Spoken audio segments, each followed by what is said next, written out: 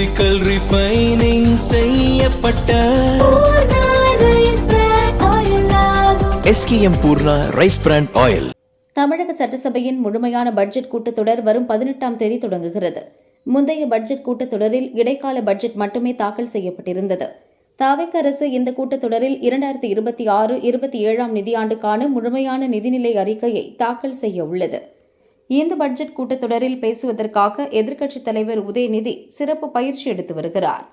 இதுகுறித்து திமுக மூத்த நிர்வாகிகள் சிலர் கூறியதாவது: தவிக அரசின் முதல் பட்ஜெட் கூட்டத்தொடர் என்பதால் மக்களிடம் அதிக எதிர்பார்ப்பு உள்ளது. அதேபோல எதிர்க்கட்சித் தலைவராக உதயநிதிக்கு முதல் சட்டசபை கூட்டத்தொடர் என்பதால் திமுகவினர் மத்தியிலும் அதிக எதிர்பார்ப்பு இருக்கிறது. முன்னதாக சட்டசபையில் தவிக ஆட்சி மீதான நம்பிக்கை கோரும் ஓட்டெடுப்பின் போது உதயநிதி பேசியது பெரும் வரவேற்பை பெற்றது. அதற்கு சட்டசபையில் முதல்வர் விஜய் பதிலளிக்க முடியாமல் வீட்டுக்கு சென்று நீண்ட அறிக்கையை வெளியிட்டார்.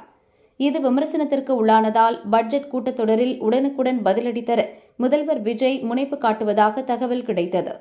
அதோடு சட்டசபையில் எதிர்க்கட்சியினரின் வாயை அடைக்க துறை சார்ந்த விவாதங்களை எப்படி முன்வைக்கலாம் என்பது குறித்தும் விஜய் பயிற்சி எடுத்து வருகிறார். இந்த தகவலை அறிந்ததும் உதயநிதியும் பயிற்சியில் ஈடுபடுகிறார். இந்த கூட்டத்தொடரில் மேகதாது அணை விவகாரம், மின்வெட்டு, சட்டம் ஒழுங்கு ஆகிய பிரச்சினைகளை பேசவும் அது தொடர்பாக கவன ஈர்ப்பு தீர்மானம் கொண்டு வரவும் திமுக திட்டமிட்டுள்ளது. அதற்காக காவிரி விவகாரம் கடந்து வந்த பாதை குறித்து திமுகவின் முன்னாள் அமைச்சர்களும் ஓய்வு பெற்ற அரசு அதிகாரிகளும் உதயநிதிக்கு தகவல்களை கூறி பயிற்சி கொடுக்கின்றனர். அதேபோல மின்வெட்டு விவகாரம் பற்றி தற்போதைய மின்வாரிய அதிகாரி ஒருவர் வாயிலாக உதயநிதி அறிந்து வருகிறார். சட்டம் ஒழுங்கு தொடர்பாக கடந்த 5 ஆண்டு புள்ளி விவரங்களை சேகரித்து அடிக்கடி அதை வாசித்து பயிற்சி எடுக்கிறார். அதேபோல் சட்டசபை விவகாரங்களில் அனுபவம் வாய்ந்த அதிகாரிகளையும் உதயநிதி சந்தித்து பேசுகிறார். பட்ஜெட் கூட்டத்தொடரை தனக்கு சாதகமாக்கி தன்னை முன்னிலைப்படுத்த ரொம்பவே உதயநிதி மெனக்கெடுக்கிறார்.